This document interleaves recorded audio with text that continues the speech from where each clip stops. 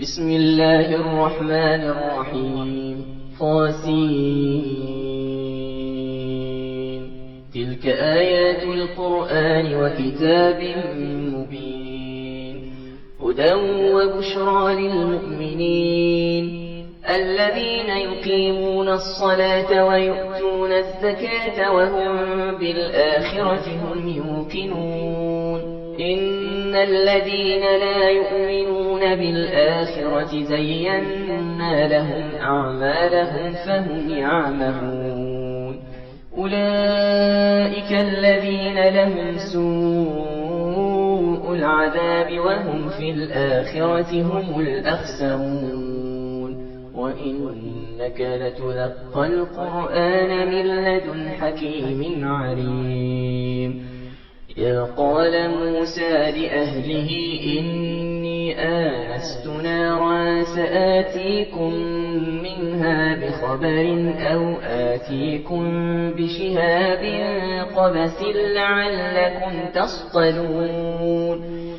فلما جاءها نودي أن بورك من في النار ومن حولها وسبحان الله رب العالمين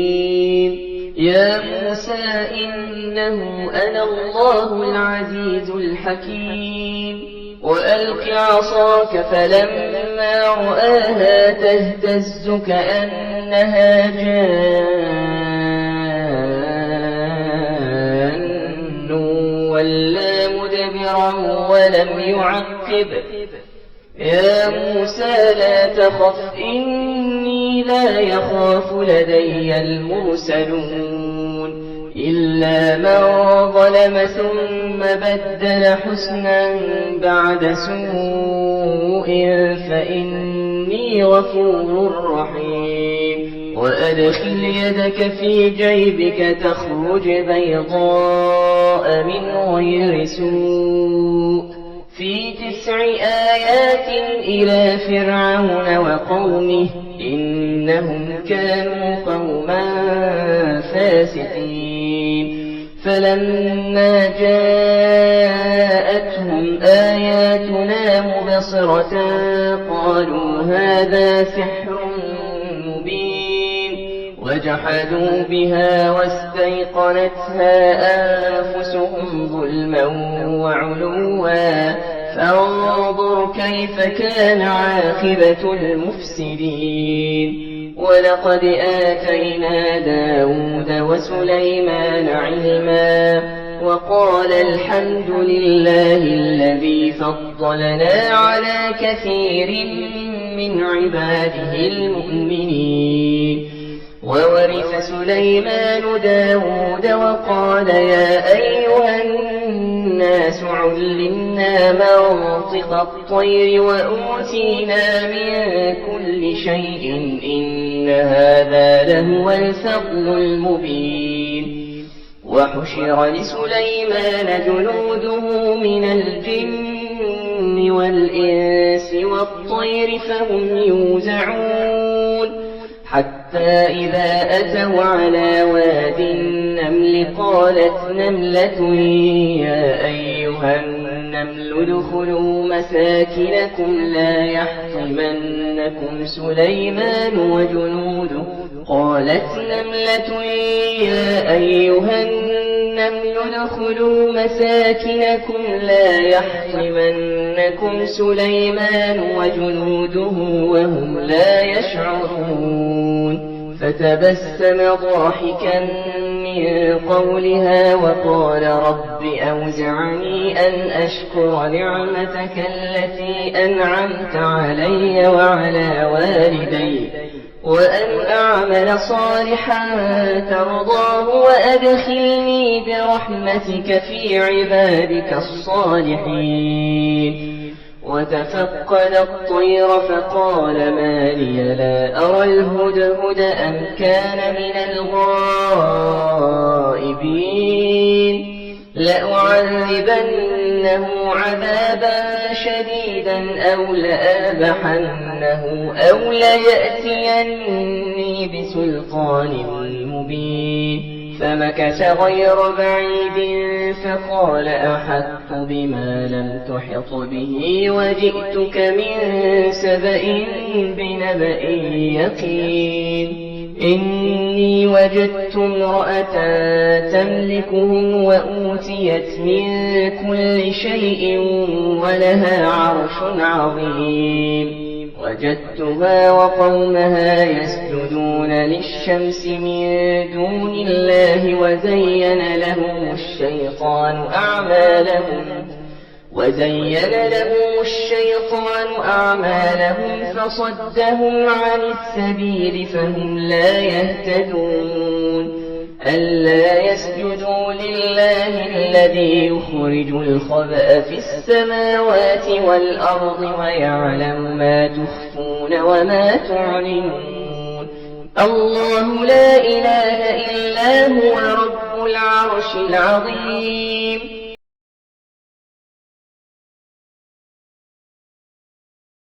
قال سننظر أصدقت أم كنت من الكاذبين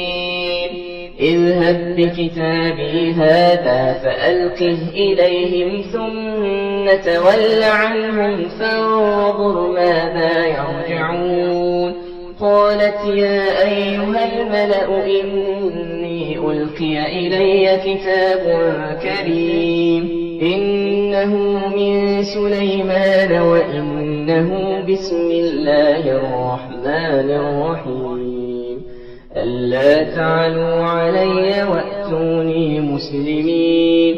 قالت يا أيها الملأ أفتوني في أمري ما كنت قاطعة أمرا حتى تشهدون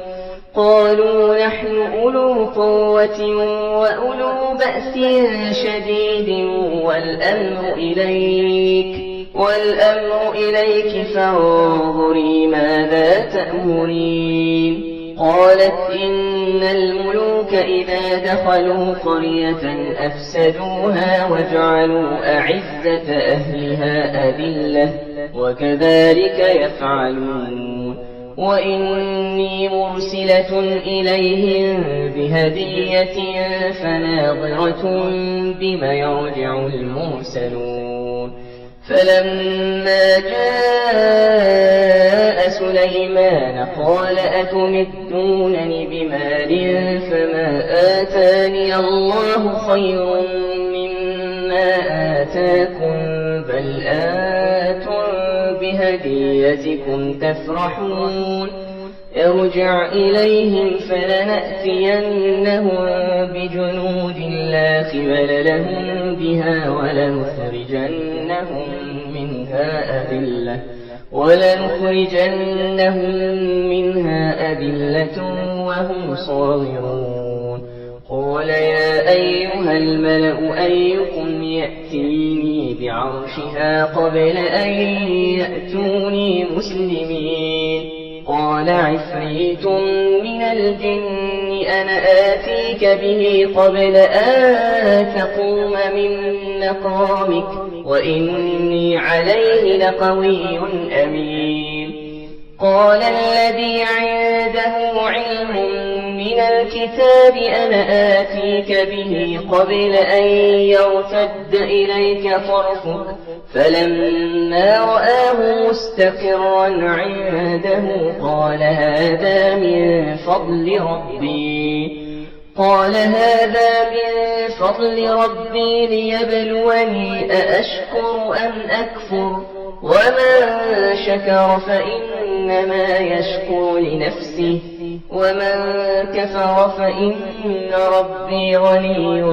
كريم قال نكروا لها عرشها ننظر أتهتدي أم تكون من الذين لا يهتدون فلما جاءت قيل أهكذا عرشك قالت كأنه هو وأوتينا العلم من قبلها وكنا مسلمين وصدها ما كانت تعبد من دون الله إنها كانت من قوم كافرين قيل لها ادخلي الصرح فلما رأته حسبته لجة وكشفت عن ساقيها قال إنه صرح ممرد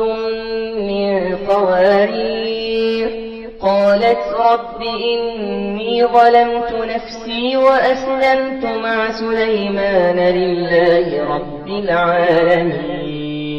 ولقد أرسلنا إلى ثمود أخاهم صالحا أن اعبدوا الله فإذا هم فريقان يختصمون قال يا قوم لم تستعجلون بالسيئة قبل الحسنة لولا تستغفرون الله لعلكم ترحمون قالوا اطيرنا بك وبمن معك قال طائركم عند الله بل أنتم قوم تفتنون وكان في المدينة 9 رهط يفسدون في الأرض ولا يصلحون قالوا تقاسموا بالله لنبيتنه وأهله ثم لنقولن لوليه ما شهدنا مهلك أهله وإنا لصادقون ومكروا مكرا ومكرنا مكرا وهم لا يشعرون فانظر كيف كان عاقبة مكرهم أنا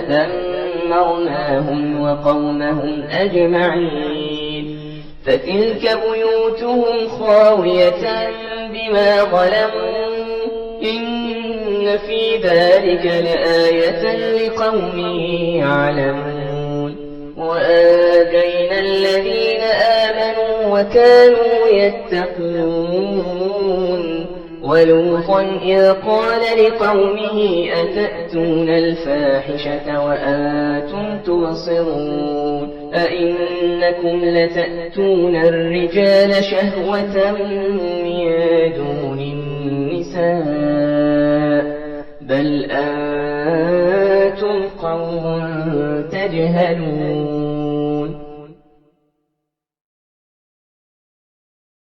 فما كان جواب قومه إلا أن قالوا أخرجوا آل لوط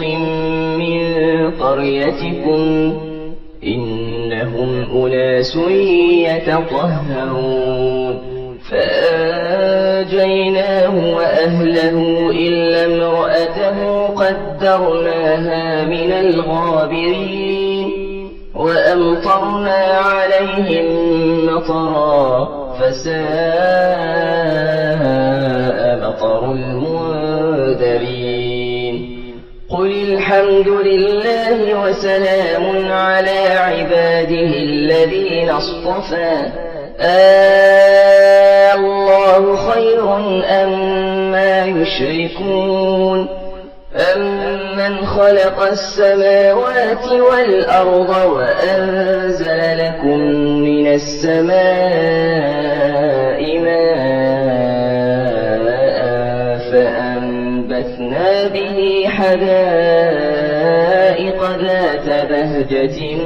ما كان لكم أن تنبتوا شجرها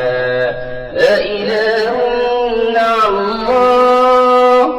بل هم قوم يعدلون أمن جعل الأرض قرارا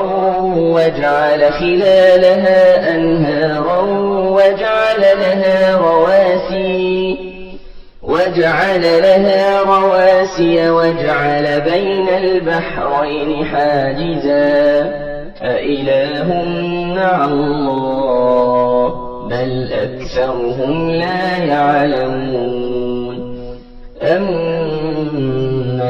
يجيب المضطر إذا دعاه ويكشف السوء ويجعلكم خلفاء الأرض أإله مع الله قليلا ما تذكرون أمن يهدي يهديكم في ظلمات البر والبحر ومن يرسل الرياح بشرا بين يدي رحمته أإله مع الله تعالى الله عما يشركون أمن يبدأ الخلق ثم يعيده ومن يرزقكم من السماء والأرض أإله مع الله قل هاتوا برهانكم إن كنتم صادقين قل لا يعلم من في السماوات والأرض الغيب إلا الله وما يشعرون أيان يبعثون بل ادارك علمهم في الآخرة بل هم في شك منها بل هم منها عمون وقال الذين كفروا أئذا كنا ترابا وآباؤنا أئنا لمخرجون لقد وعدنا هذا نحن وآباؤنا من قبل إن هذا إلا أساطير الأولين قل سيروا في الأرض فانظروا كيف كان عاقبة المجرمين ولا تحزن عليهم ولا تكن في ضيق مما يمكرون ويقولون متى هذا الوعد إن كنتم صادقين قل عسى أن يكون ردف لكم بعض الذي تستعجلون وإن ربك لذو فضل على الناس ولكن أكثرهم لا يشكرون وإن ربك ليعلم ما تكن صدورهم وما يعلنون وما من غائبة في السماء والأرض إلا في كتاب مبين إن هذا القرآن يقص على بني إسرائيل أكثر الذي هم فيه يختلفون وإنه لهدى ورحمة للمؤمنين إن ربك يقضي بينهم بحكمه وهو العزيز العليم فتوكل على الله إنك على الحق المبين إنك لا تسمع الموتى ولا تسمع الصم الدعاء إذا ولوا مدبرين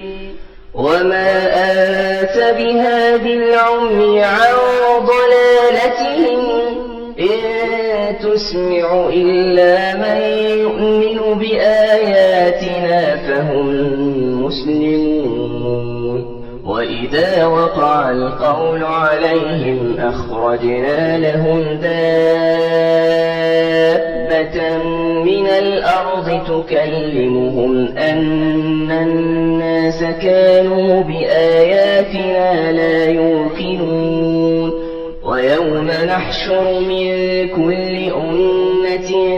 فوجا ممن يكذب بآياتنا فهم يوزعون حتى إذا جاءوا قال أكذبتم بآياتي ولم تحيطوا بها علما قال أكذبتم بآياتي ولم تحيطوا بها علما أم ماذا كنتم تعملون ووقع القول عليهم بما ظلموا فهم لا ينطقون ألم يروا أنا جعلنا الليل ليسكنوا فيه والنهار مبصرا إن في ذلك لآيات لقوم يؤمنون ويوم ينفخ في الصور ففزع من في السماوات ومن في الأرض إلا من شاء الله وكل أتوه داخرين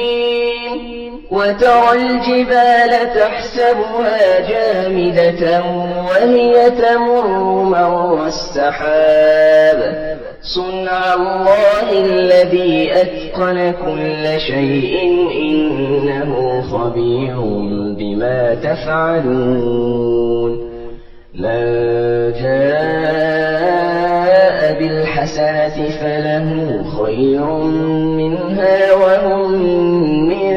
فزع يومئذ آمنون ومن جاء بالسيئة فكبت وجوههم في النار هل تجزون إلا ما كنتم تعملون إنما أمرت أن أعبد رب هذه البلدة الذي حرمها وله كل شيء وأمرت أن أكون من المسلمين وأن أتلو القرآن فمن اهتدى فإنما يهتدي لنفسه ومن ضل فقل إنما أنا من المنذرين وقل الحمد لله سيريكم آياته فتعرفونها وما ربك بغافل عما تعملون